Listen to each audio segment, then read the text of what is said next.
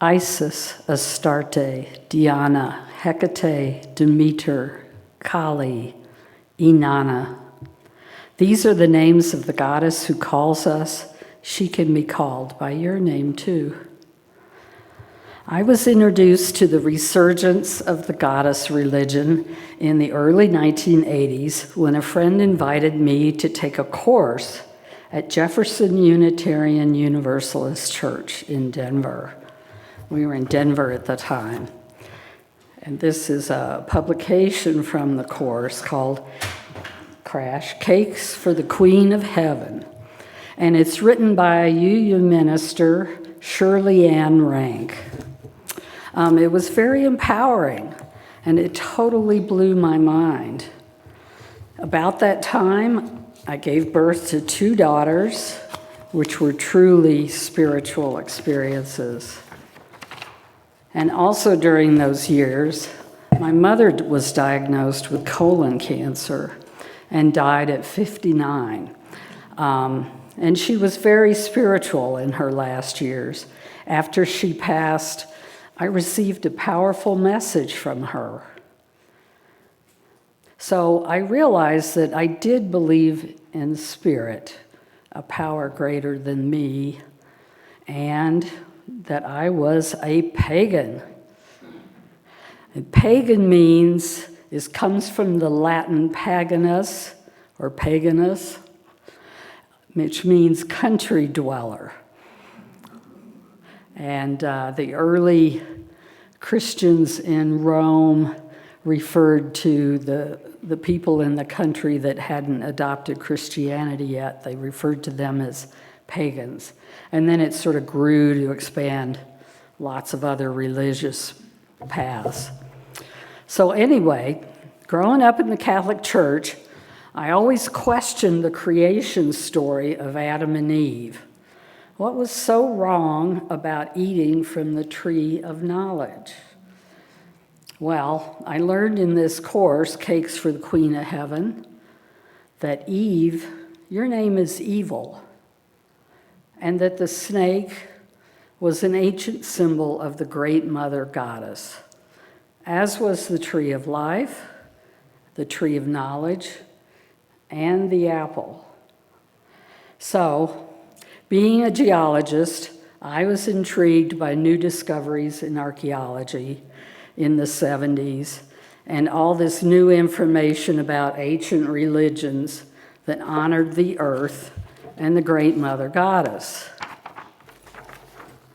So, here's some ancient stories. And could we have the slides, please, Maddie? All right. This first slide, you see a 30,000-year-old rotund figurine of a woman, the famous Venus of Willendorf, found in Austria. The next slide is a photograph of the Venus of La Cé. That's how Tim said to pronounce it. I butcher the French language. Anyway, this is a 20 to 25,000-year-old relief of a pregnant woman carved into the wall of a rock shelter in France. She's holding what is believed to be a bison horn in her upper right side. Your right? No, your left. There we go.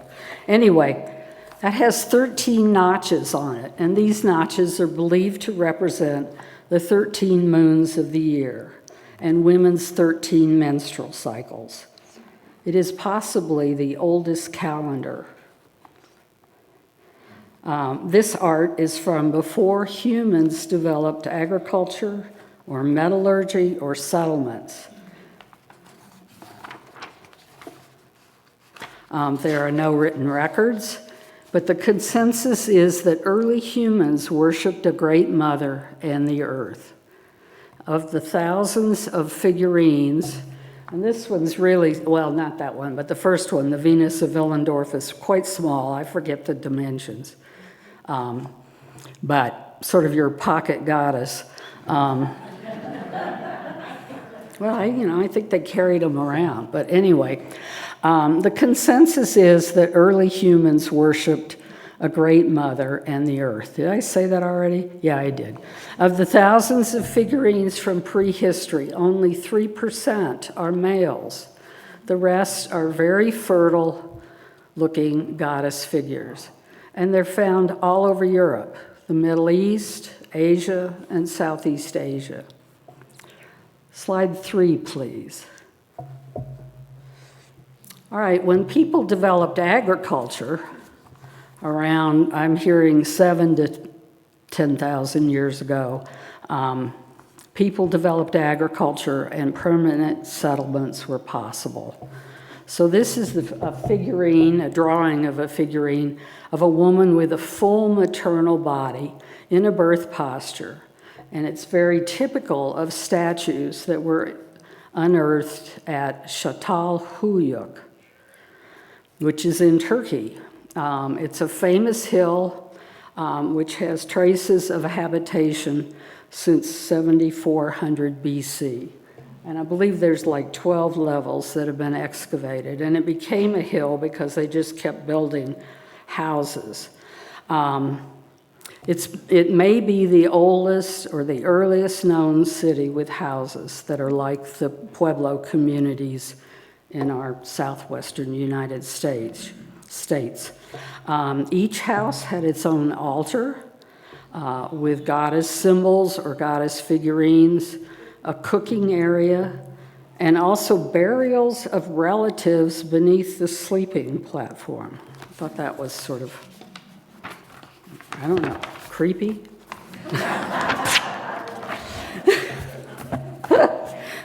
Anyway, the city also had buildings that appear to be totally devoted to shrines to the goddess.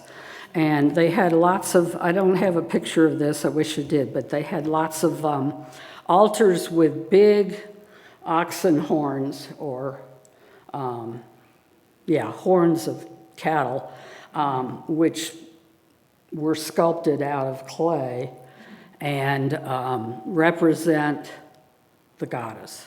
They're associated with this great mother goddess.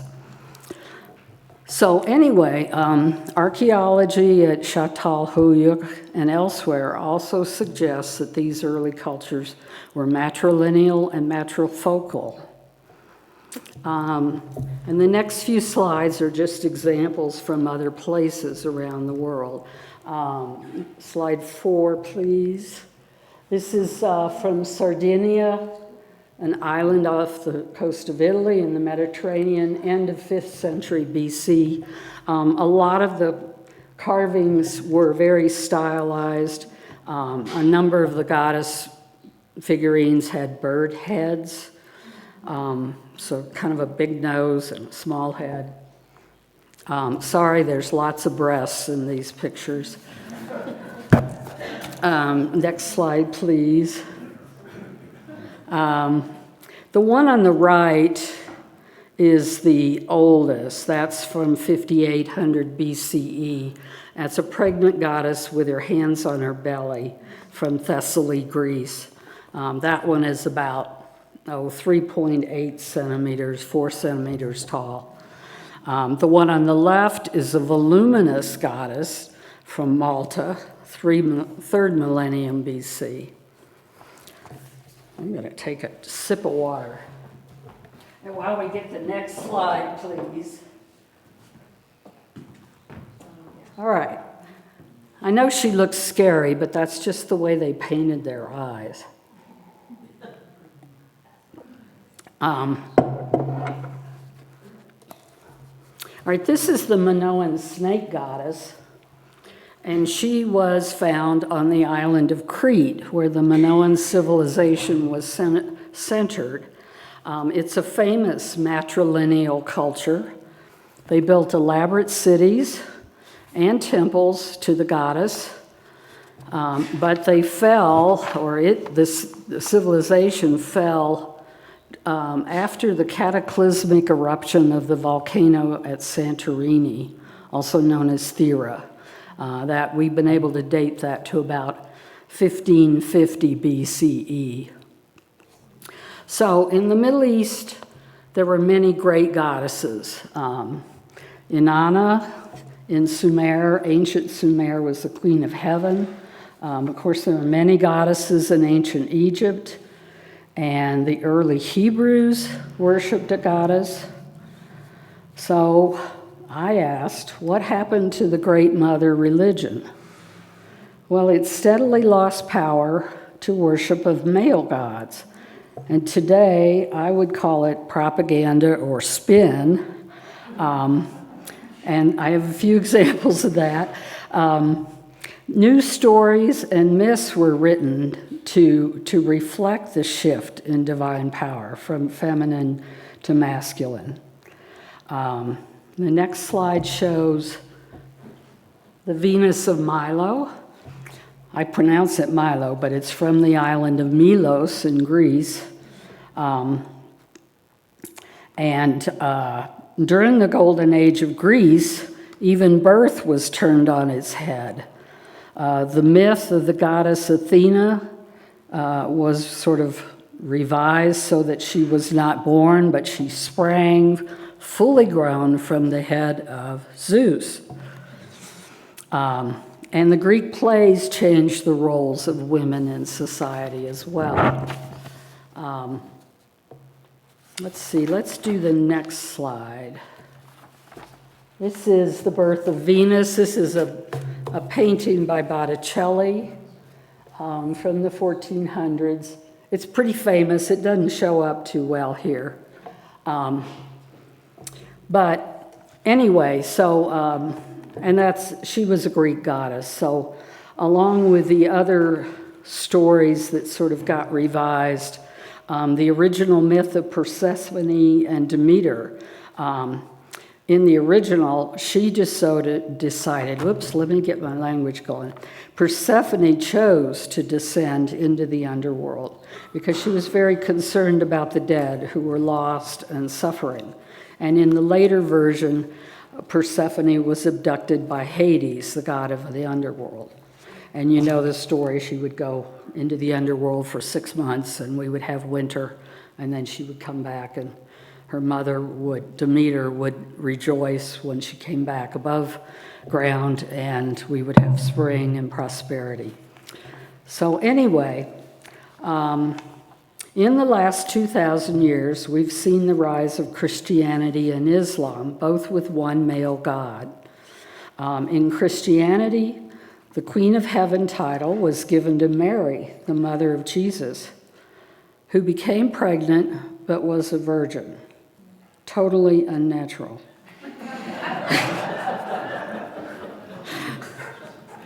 Just saying.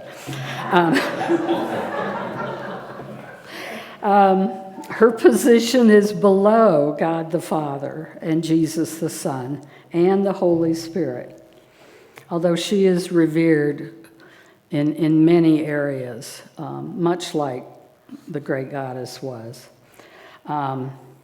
Today, the magic of the feminine is celebrated in art and in pagan groups like cups. Some final images that are modern are on the last slide. That's Georgia O'Keeffe's painting on the left and Frida Kahlo on the right. So I am still searching for what I believe and what to call this power or universe or spirit. My searching has led me to believe, or at least to think of a higher power in terms of the female or the feminine, just because it makes me more comfortable. I think it's kind of gender neutral, but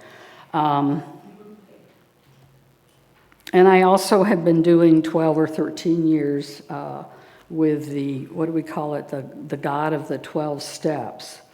But I have faith in humanity and our spirituality that's lasted for at least 35,000 years. And now we'll hear from Gwyn Adams.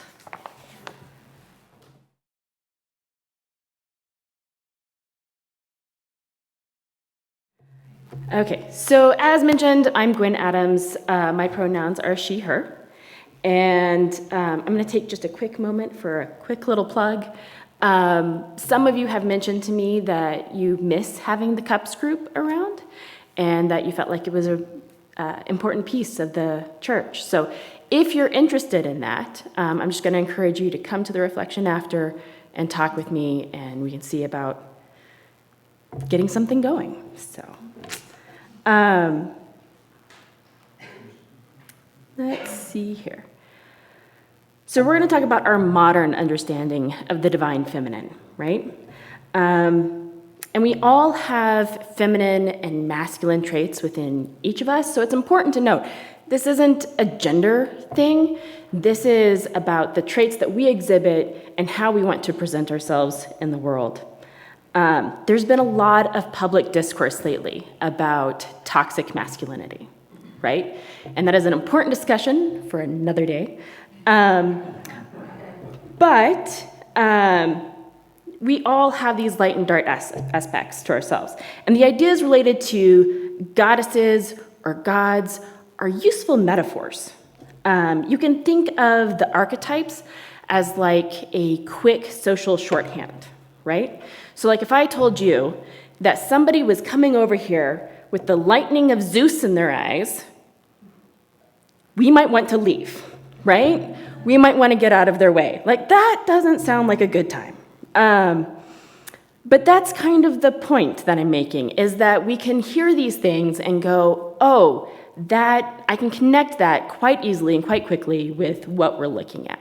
So I could stand up here and tell you about all of the aspects of the divine feminine, but I actually don't need to. I'm sure a lot of you know a lot of this stuff, and I'm sorry, I'm short on time, so we're going to skip through some of it. But you could also say in her positive aspects, right, for the divine feminine. She's caring, she's nurturing, she's intuitive, she's compassionate, creative, a life-giving force. That's just naming a few, right? We all kind of recognize that. But the positive traits can also be difficult to deal with sometimes. I think especially women, we get conflicting messaging a lot. We get this that says one thing, something else that says another, and somehow they're both supposed to be true at the same time. So we have people in the world, currently on the internet, they're being referred to as the red-pilled people.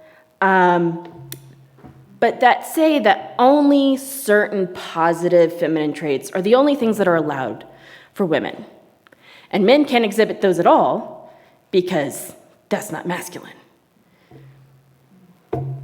I'm sorry, I am a whole person with lots of experiences. That doesn't work for me, right? And one of the things that I really like is that the goddess archetype is a call to be yourself. It's a call to be your whole self. It's not leaving parts of you behind. And there are negative aspects as well. There are those darker aspects to the goddess. Instead of caring, she's cold. Instead of nurturing, she brings death. And I do mean in this discussion a metaphorical death, just to be clear. Instead of compassionate, she's vindictive. And this goes on. And I think I always see these as the warning signs, right? If those aspects start showing up in my life, that's a warning sign that something's off, that something needs to be addressed. It could have to do with maybe I learned things in a way that doesn't serve me now, right? Maybe I learned coping mechanisms or defense mechanisms that are not helpful now. Or maybe you're still dealing with, past drama, whatever it might be.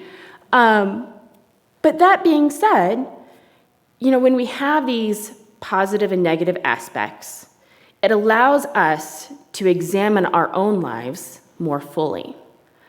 It allows us to dig deeper into what works for me and what doesn't in my community.